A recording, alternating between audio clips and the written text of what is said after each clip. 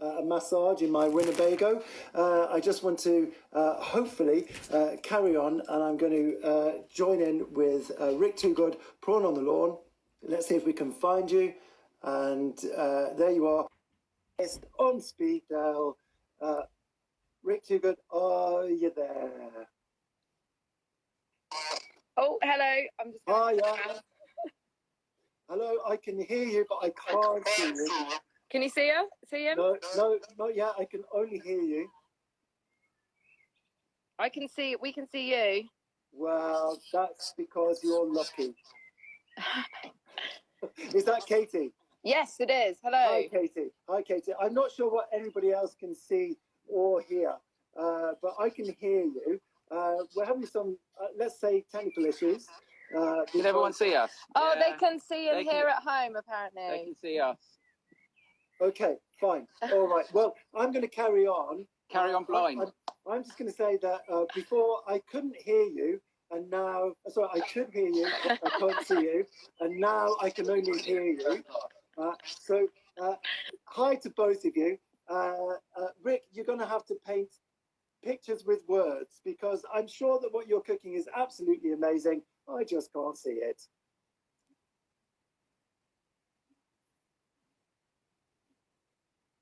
I'm not sure if we lost. I think we might have lost. I can't hear you. Unfortunately, we were struggling with pictures earlier, and now we're struggling with sound. Let me see. Let me see if I can find you again. Invite you in.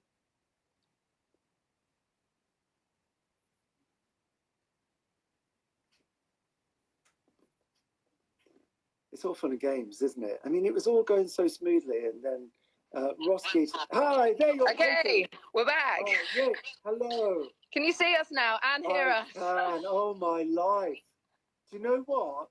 Honestly, it's meant to be a bank holiday Monday. I know. It's Monday the 13th, not Friday the 13th. I know.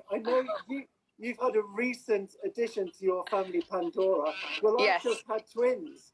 Oh, wow. Congratulations. Not literally, but literally panic. Oh, right. Yeah, me too. No, amazing. You see, this is what happens when you have the spirit of the hospitality sector backing you up. Rick, I'm sorry that you got exposed to Ross Geach momentarily. I know. I'm glad to have you back, to be honest. You're quite right. You've got amazing bird song in your garden. Yeah, it wakes us up very early, but they are beautiful. Well, listen, I'm really sorry. Can we have a quick recap? Because yeah, a little recap. Brilliant. Okay, so we started off making a somtam, classic street food, little dish, using Ross's carrots, swede, and tomato, a bit of lime juice. Actually, now that you've reminded me, I forgot to add a bit of fish sauce as well. That's right. Yeah. That adds that sort of umami sort of flavour. Yeah. So that's all been marinating, and then we got cut off. So we're then moving on to the Thai marinade. I call it Thai marinade. It is kind of got Thai flavours, but it's actually something that we had in Vietnam down a back street. Yeah. Used as a dip for prawns. Okay, nice. So basically, I've got some green chilies that I've chopped up. Yep. They're going in the blender. Decent handful of coriander, roughly chopped. That goes in. Brilliant. It's all rough and ready. Rick, I'm just going to switch the comments off so everybody can see. Perfect. All right, there you go. Right, handful of chopped up ginger. That goes in. Yep. A few kaffir lime leaves. There we go. Then wild garlic. You can just use normal bulbs of garlic throughout the year when this is not in season. And you're in Cornwall, aren't you? Yeah, just in Padstow in our back garden, yeah. Amazing. Costa del Padstow today. Yeah. We'll be finished by 9 o'clock. Right. Again, chuck that all in. Got a bit extra on the plate. That's a nice bit of kit you've got there. I've got to admit, I stole it from the restaurant because I realised we didn't actually have a blender. Yeah. I think that's okay when you own the restaurant. Yeah. Most people have got blenders at home, but even as a chef, it's quite embarrassing not having one. But anyway. Not to worry. There we go. So to be honest, Rick, you didn't start off as a chef, did you? Because the whole Prawn on the Lawn thing started off as a fishmongers. Yeah, exactly. So I was working front of house for, it was actually Mitch's first restaurant group that he set up, Fishworks. I was working there front of house, worked my way up to sort of general manager, was obsessed with fish in general, and loved the whole idea of like a fish counter at the front, and then a menu that was kind of dictated by what you've got on that fish counter. So we kind of took it to another level of like just making small plates, literally changing it throughout the day, because our restaurants are only small. Yeah, we've got that ability just to write the menu on the blackboard and change it 3, 4, 5 times throughout the day. So, and do you think that whole element of freshness breeds creativity? Yeah, for sure. And also it means you're working with the seasons, and you're working, especially Padstow and us sending it up to London. You're working with like local producers. Cheeky bit of José Pizarro's oil. Nice, keeping it in the family. Keep it in the family. Does he know you've got that? Because I know you're a bit of a thief. Well, yeah, we stole it from his restaurant. Yeah. There's a theme going on here. Should have put it in a different bottle. Right. Get that on. Please, not another technical hit. Make the noises. Make the noises, Rick. The problem is there we go. It doesn't come out right the other end. Right.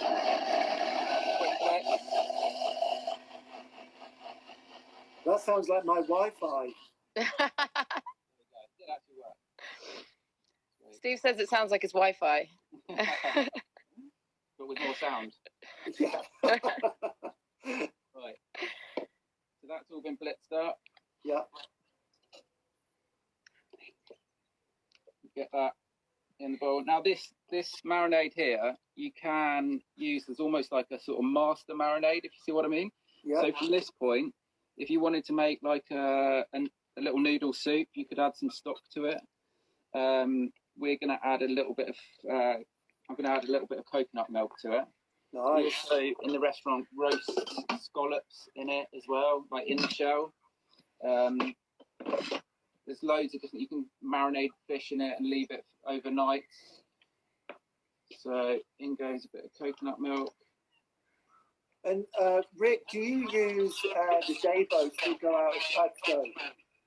Yeah, we do. So the Merck family, who I know are a big part of Rick, Jack and Jill Stein's sort of group, they've been a big part of it. Right from the beginning, we work closely with Johnny Merck, who catches our crab and lobster, walks in his waders, sometimes stinking a little bit too much of shellfish from a hard day's work, but nice. Customers love it. And then his brother Martin as well brings in pollocks and bass, ray wings, all sorts. So we never know what we're going to get, which is part of the fun of it all, really. It's really sort of using the best of what's available. Yeah, for sure. And that's the way it should be. Yeah. Do you think as a nation we're not that adventurous with products from the sea? I think we definitely weren't. I think we're getting way more adventurous because there's so many quality restaurants up and down the country that are doing some amazing things with some lesser known cuts of fish, lesser known actual fish. And yeah, we've seen it in the restaurant from when we started 7 years ago to where we are now. Things like gurnard, you just struggle to get to sell off the fish counter, and things like wrasse as well. We've used rockling, which is a fish that comes up in the pots. Generally is thrown away. Yeah. So yeah, sorry to interrupt. You're working on a cooked lobster there. Yeah, so we've got one of Johnny's cooked lobsters. So I got these in, cooked them up, and you can actually get these from Fish for Thought. They take Johnny's crab and lobster, so you don't have to be in Padstow to eat his lobster. They will actually cook them up as well if you request it when you place your order. Amazing. So how long did you cook that one for? Earlier, I can't remember. Yeah, I can't remember. Boiling water, heavily salted, 15 minutes, and chucked it in. Best to leave it in your freezer for half an hour. Send the lobster to sleep, and then there we go. Right, so we're gonna just put a bit of this marinade over the lobster tail.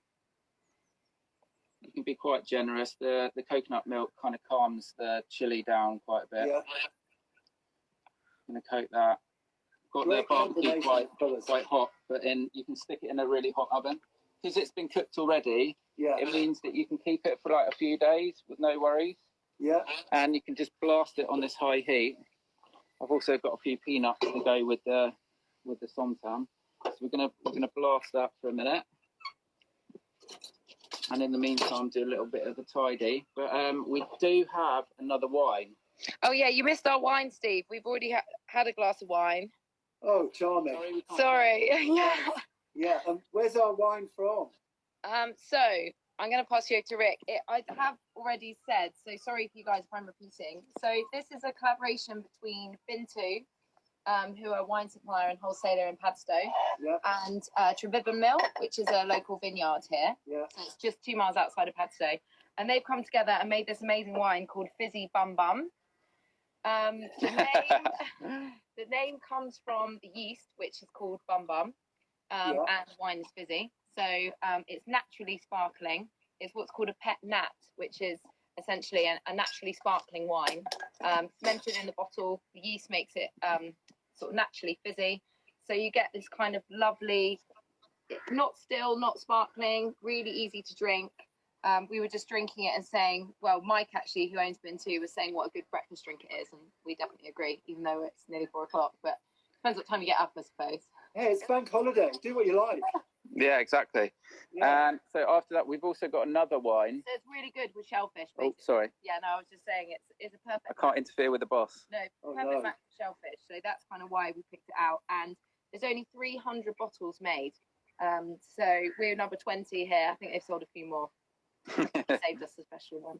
You can buy that on their website or in their shop when they reopen. But they deliver all in the UK. And so we'll get the details, won't we? We'll get the details we'll have those details on the website. And, for Bintu. Katie, people want to know where to get those shades from too. Where'd you get the shades from? Boohoo.com. They're rip-offs of some really expensive ones. So I don't have them. Brilliant. Thanks, What's Katie. the next That's one? amazing. Do you want to go on to the next one? Yeah. Yes. I need a couple of minutes on this lobster. So Okay, fine. So You're getting changed. I'm afraid in the technical hitch, I already opened the bottle and had a glass. So. Oh, terrible. Katie and Rick, I'm going to go to some questions from Virtual Festival followers. Luke Holder, what a guy. I love him. Oh, here we go. Here we go. He wants to know, can you make it without a blender?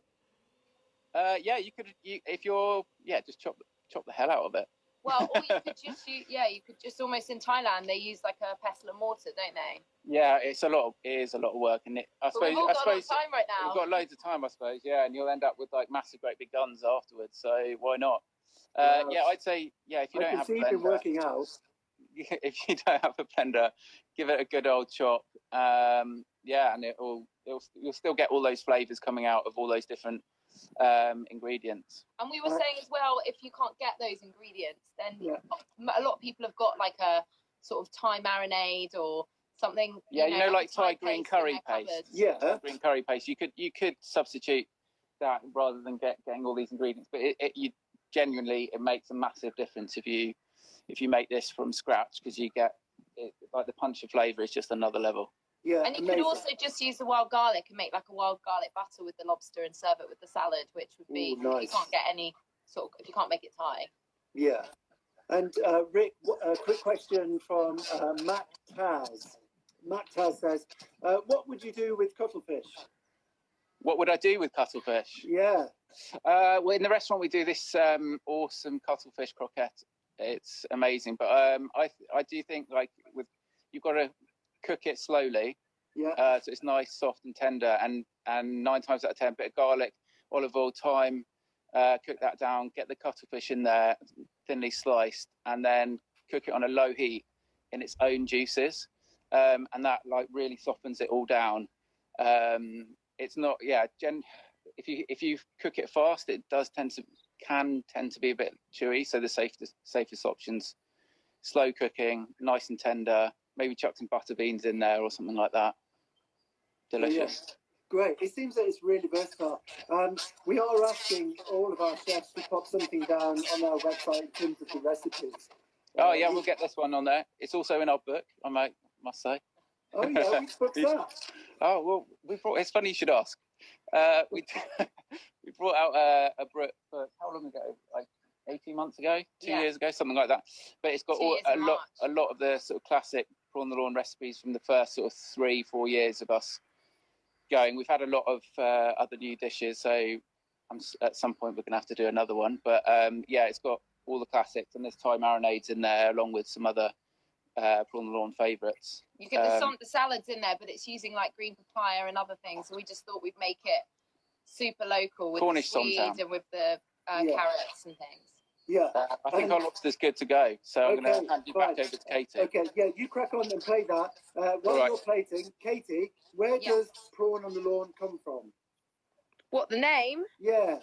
A lot of that, basically. We originally had a site in Primrose Hill. Yeah. And we were going to call it Primrose Fish, which now looking back just wouldn't. Yeah, it's very different to what we've got now. And that fell through, and we were in the park with some friends, drinking lots of wine, and we were just playing around with some names, and then we just said like prawn on the lawn, and then we just kept coming back to it every time.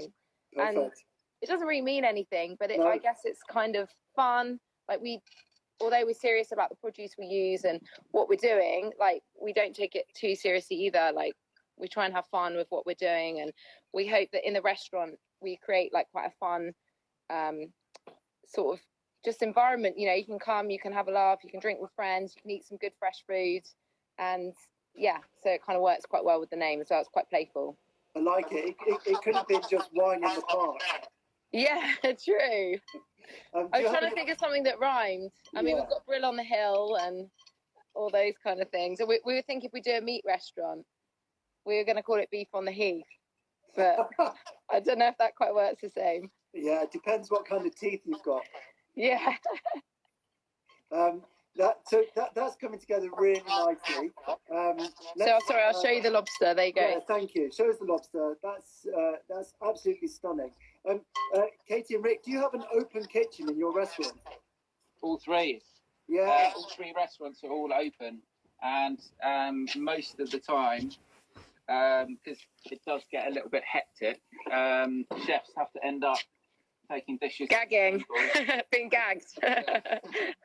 Have to end up take the dishes to the table. So you get the full experience.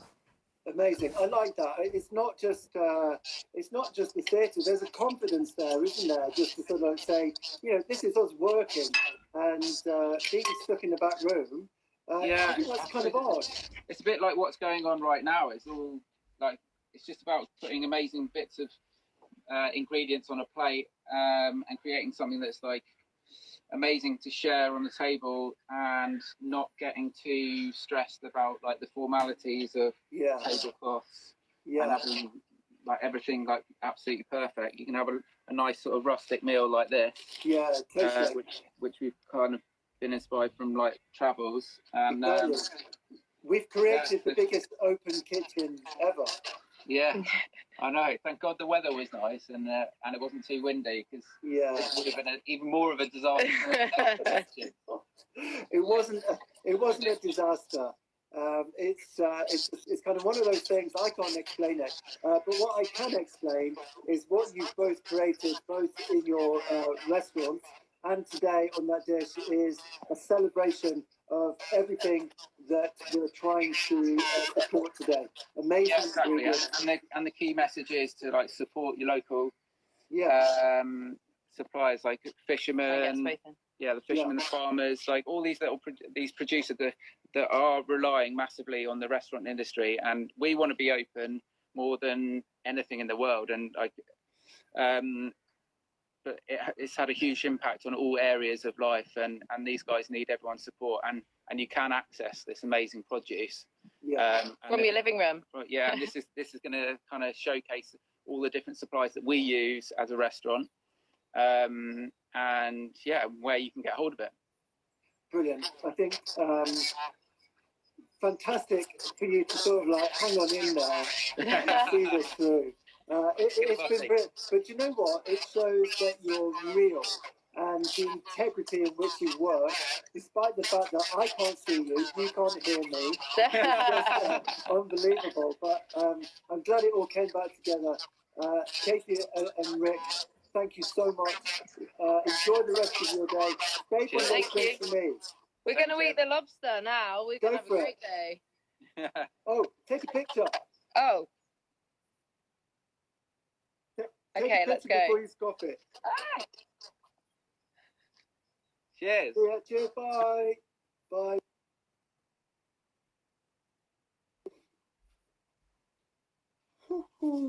Okay, that was that was great, wasn't it? You know, here we are. We're just trying to make things happen. I've been flicking over from my feed, and people have been saying, "I can't hear you." We've been trying to fix it. Eventually, we got in there. Massive thanks to Ross Geach for stepping in and chatting to both Rick and Katie. We've got one more session to go. I don't know. I don't want it to be over. Even with all the kind of technical issues, that's not the thing that's really been part of my memory. It's about coming together, trying to make it work, and everybody doing things in the spirit in which it was intended. The types of sex has been hit hard. Let me move.